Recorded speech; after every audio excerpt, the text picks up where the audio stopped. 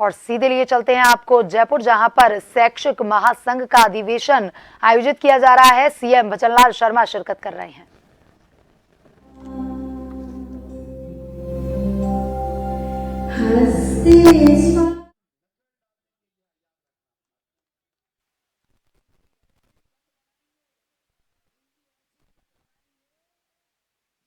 अखिल भारतीय राष्ट्रीय शैक्षिक महासंघ अधिवेशन, सीएम भजनलाल शर्मा मौजूद, साथ ही डिप्टी सीएम प्रेमचंद बैरबा भी मौजूद। अखिल भारतीय राष्ट्रीय शैक्षिक महासंघ का अधिवेशन मानसरोवर स्थित दीप स्मृति ऑडिटोरियम में हो रहा है आयोजित।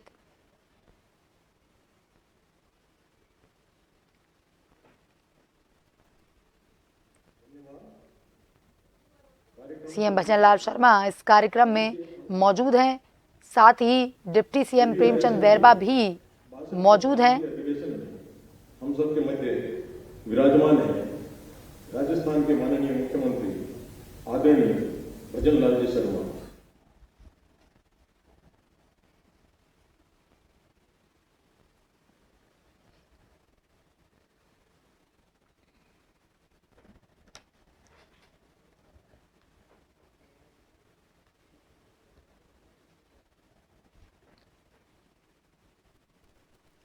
लगातार भारतीय जनता पार्टी राजस्थान के महासचिव के दायित्व का भी निर्वहन किया। वर्तमान में आप राजस्थान के 14वें मुख्यमंत्री हैं और आज के कार्यक्रम के मुख्य अतिथि भी। मैं आपके स्वागत अभिनंदन के लिए अपने संगठन के अध्यक्ष आदरणीय प्रोफेसर दीपक कुमार जी शर्मा से निवेदन करूंगा कि आपका स्वागत कराऊंगा।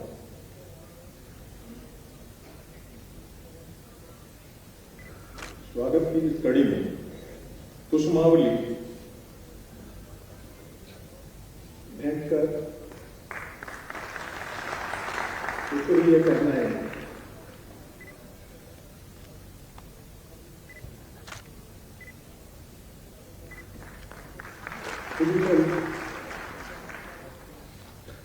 भेंट करने के पश्चात स्मृति चिन्ह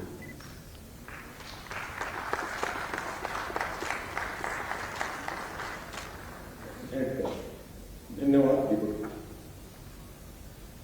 आज के इस कार्यक्रम की अध्यक्षता कर रहे हैं आदरणीय प्रेमचंद जी बैरबा। आप 14वीं विधानसभा में दूर क्षेत्र का प्रतिनिधित्व करते हैं। आप राजस्थान के 7वें उप मुख्यमंत्री हैं। वर्तमान में आप उच्च एवं तकनीकी शिक्षा विभाग के साथ साथ आयुर्वेद, योगा, प्राकृतिक चिकित्सा, यूनानी, सिद्ध एवं होम्योपैथी चिकित्सा विभागों तथा परिवहन तथा सड़क सुरक्षा विभागों के दायित्वों का निर्वहन कर रहे हैं। आप इन विभागों के मंत्री भी हैं। इस कार्यक्रम में आज हमारे अध्यक्ष हैं। आपके स्वागत के लिए मैं आमंत्रित करता हूं अपने संगठन के महामंत्री प्रोफेसर सुशील कुमार जी विश्व।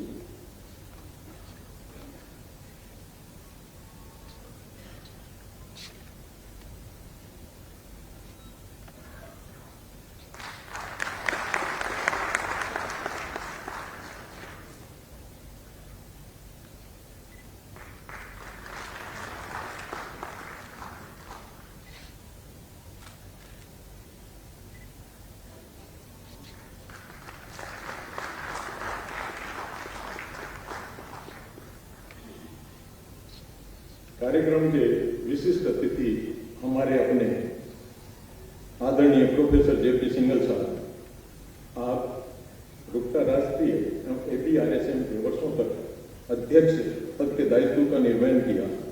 आप राजस्थान विश्वविद्यालय के निवर्तमान कुलपति भी हैं, राष्ट्रीय शैक्षिक और वर्तमान में अखिल भारतीय राष्ट्रीय शैक्षिक महासंघ के अध्यक्ष हैं। इस कार्यक्रम के विशिष्ट अतिथि हैं। मैं इस इनके सम्मान के लिए, सत्कार के लिए आमंत्रित करता हूं कमल जी मिश्रा को, जो इस कार्यक्रम के आयोजन सचिव हैं। कमल जी मिश्रा।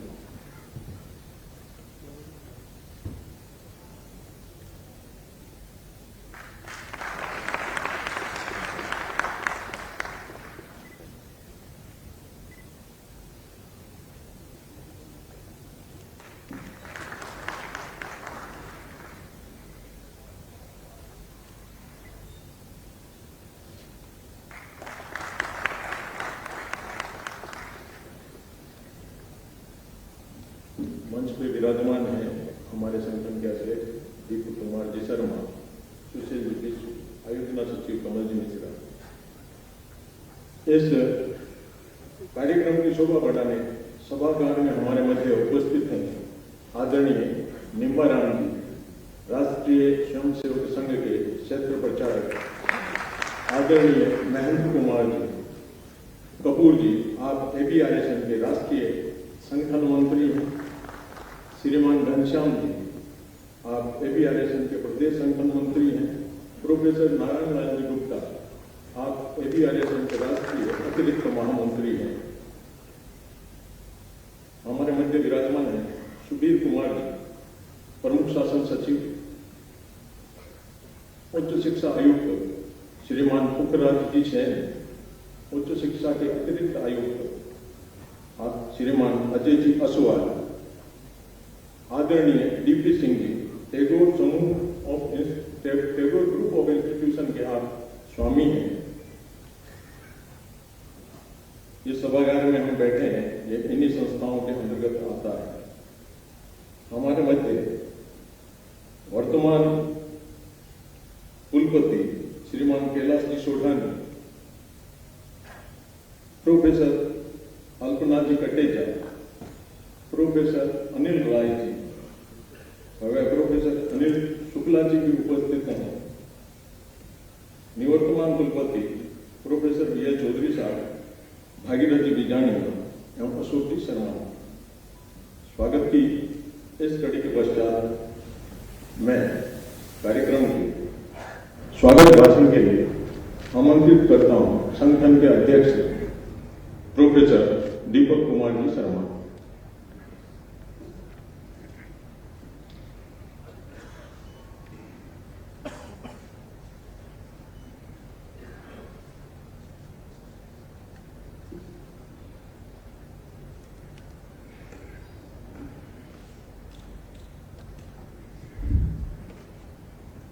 तदेव लग्नं सुदिनं तदेव ताराबलं चंद्रबलं तदेव विद्याबलं दैवबलं तदेव सीतापतेर्स्मरणं विधेयम्। जय श्री राम। अखिल भारतीय राष्ट्रीय शैक्षिक महासंघ राजस्थान उच्च शिक्षा के इस 62वें प्रांतीय अधिवेशन में आप सभी का स्वागत है, अभिनंदन है। आज के कार्यक्रम के मुख्य अतिथि राजस्थान के यशस्वी, लोकप्रिय और ऊर्जावान मुख्यमंत्री आदरणीय श्रीमान माननीय भजनलाल जी शर्मा आज की कार्यक्रम की अध्यक्षता कर रहे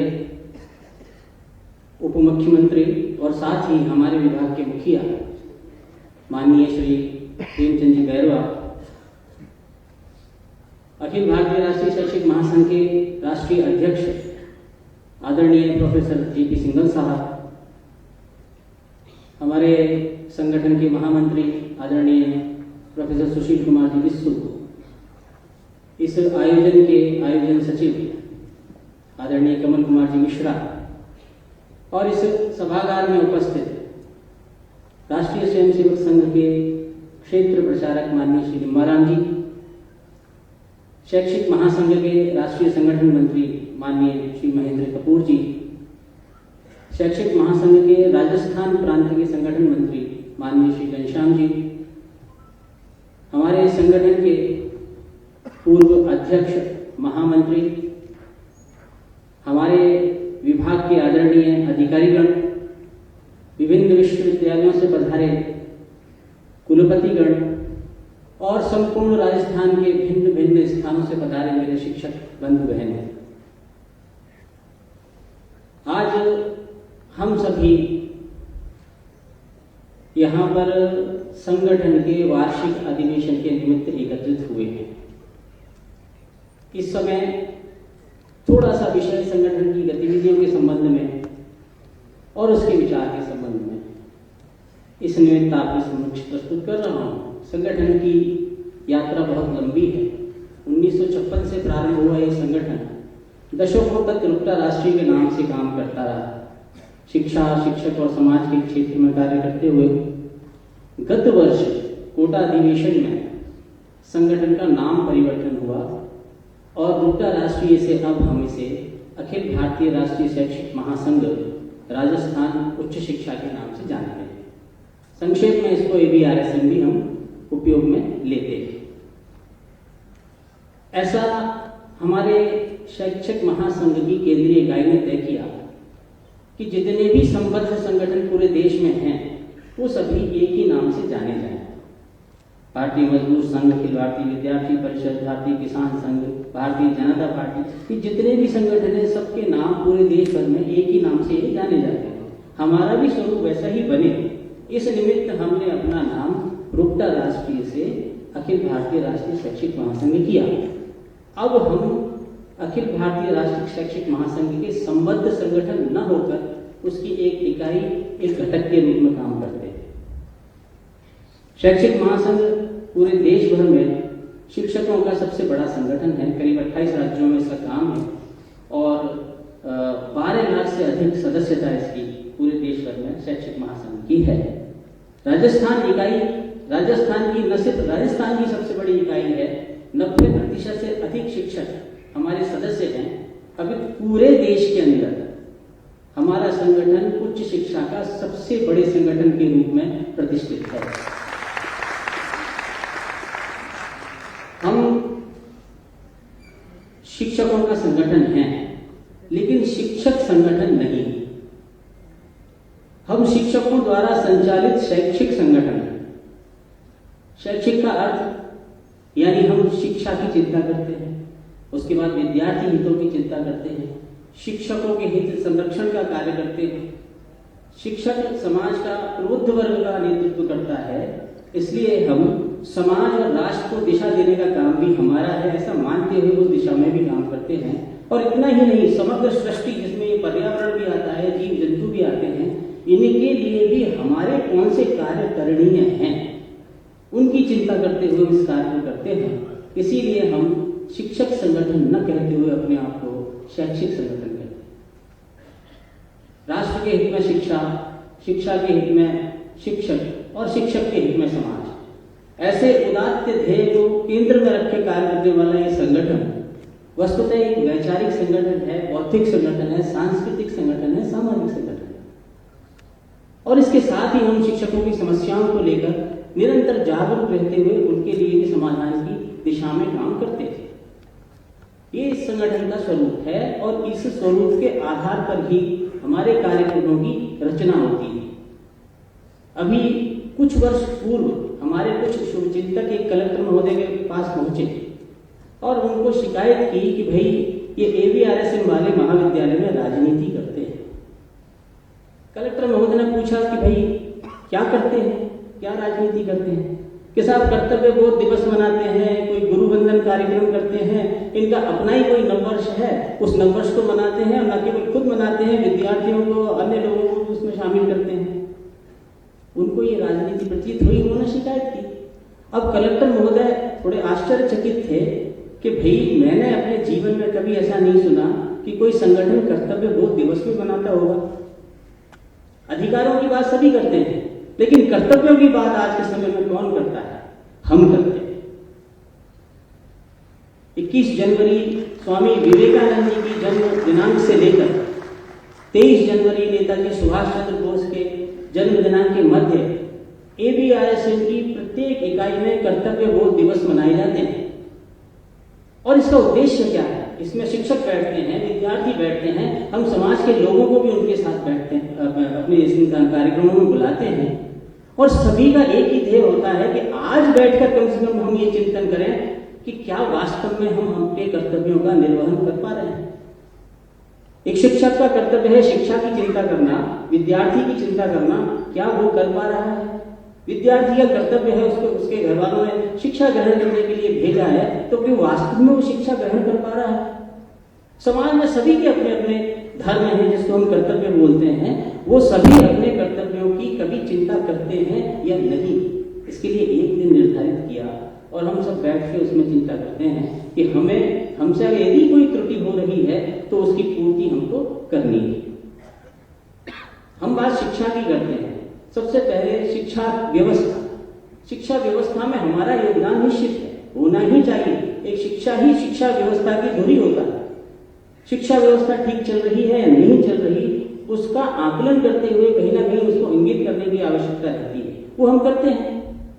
राष्ट्रीय शिक्षा नीति आई, उसका जब ड्राफ्ट आया तो उस ड्राफ्ट का पूरे राज्य में हमने छोटे छोटे समूह बनाकर अध्ययन किया और उसमें जो सुझाव मांगे गए थे अखिल भारतीय राष्ट्रीय शैक्षिक महासंघ के माध्यम से वो सुझाव प्रस्तुत किए गए। और आपको प्रसन्नता होगी ये सुनकर कि यहाँ की इकाई द्वारा भेजे गए अनेक प्रस्ताव राष्ट्रीय शिक्षा नीति के अंतर्गत समाहित किए गए। ये शिक्षा के प्रति चिंता का एक भाव हुआ। बहुत सारी समस्याएं विरासत में मिलती हैं।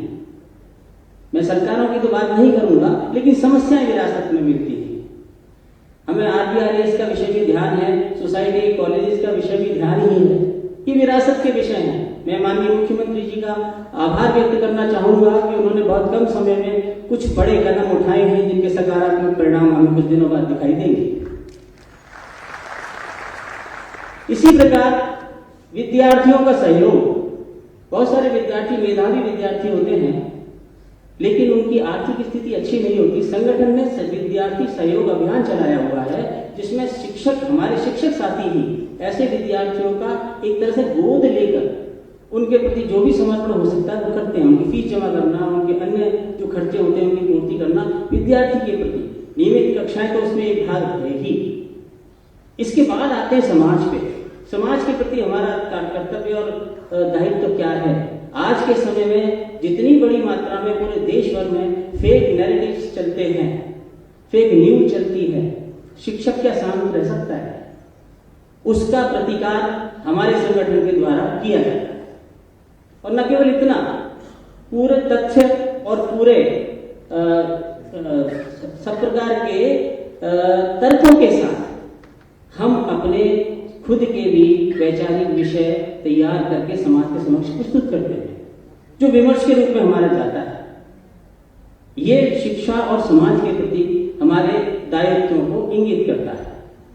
और भी तात्कालिक विषय आते हैं। कुछ दिन पहले आपने देखा होगा कि हम सभी ने मिलकर अलग अलग जिला कलेक्टर्स के यहाँ एक ज्ञापन दिया था समलैंगिक कानून के विरोध में। पूरे राज्य से हजारों की संख्या में हमने ज्ञापन भेजे और उसका परिणाम हम सकारात्मक हुआ कि वो कानून अस्तित्व में नहीं आ पाया। ये विषय ऐसे विषय हैं जो समाज जागरण के और शिक्षा के उन्नति के कारक हैं। शाश्वत जीवन मूल्य हो या हमारा स्वतंत्रता का अमृत महोत्सव, हमने सभी पे कार्यक्रम किए। ये सब शिक्षक समस्याओं से अलग विषय हैं, वो अलग है जो हम करते चले आए हैं। कलेक्टर साहब कहते हैं कि अच्छा ये बताइए गुरुवंदन में क्या करते हैं ये? हम गुरुवंदन कार्यक्रमों का आयोजन करते हैं। गुरु पूर्णिमा से लेकर उसके आसपास के दिनों में गुरुवंदन कार्यक्रम आयोजित किए जाते हैं। और ये कार्यक्रम गुरु की वंदना का कार्यक्रम नहीं है। हम अच्छी तरह से जानते हैं एक शिक्षक और एक गुरु में बहुत बड़ा अंतर होता है। इसी तरह एक शिष्य और विद्यार्थी में भी अंतर होता है। ये अंतर समाज के सामने स्पष्ट हो सके, केवल मात्र उद्देश्य हमारा यही है। जो विद्यार्थी के मस्तिष्क तक अपनी पहुंच बना पाता है वो शिक्षक कहलाता है, और जो विद्यार्थी की मन की गहराइयों में उतरकर उसकी आत्मा को स्पर्श कर लेता है, केवल वही और वही गुरु कहलाता है। हमको इस गुरु शिष्य परंपरा को स्थापित करने के लिए कोशिश करनी है, जो हम कर रहे हैं।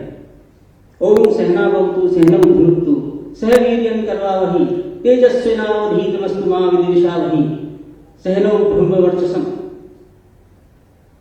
कठोपनिषद और तैत्तिरीय उपनिषद की जो पंक्तियां हैं, इन पंक्तियों में गुरु शिष्य का जो प्रगाढ़ संबंध बताया गया है वो इस प्रकार का संबंध है कि यदि शिष्य कहीं कठिनाई में है तो गुरु को वेदना होती है, और यदि गुरु कहीं कठिनाई में है तो शिष्य दौड़ा आता है। तो ऐसा प्रगाढ़ संबंध जब गुरु और शिष्य के मध्य बनेगा तभी सही प्रकार से ज्ञान का संप्रेषण हो सकेगा। इस उद्देश्य से हम इन कार्यक्रमों का आयोजन करते हैं। कार्य कठिन है, निश्चित रूप से कार्य कठिन है, लेकिन निरंतर इसमें लगे रहेंगे तो सफलता भी एक ना एक दिन अवश्य मिलेगी। हमारा कोई नववर्ष नहीं, नववर्ष तो प्रकृति का होता है, नववर्ष प्रकृति मनाती है। हमारा केवल मात्र उद्देश्य ये रहता है कि प्रकृति के इस नववर्ष में हम बढ़ चढ़कर हिस्सा लें, उसके सहभागी बने। हम अंग्रेजी कैलेंडर का इस्तेमाल करते हैं अपने सारे दैनिक कार्यों के लिए, राजकाज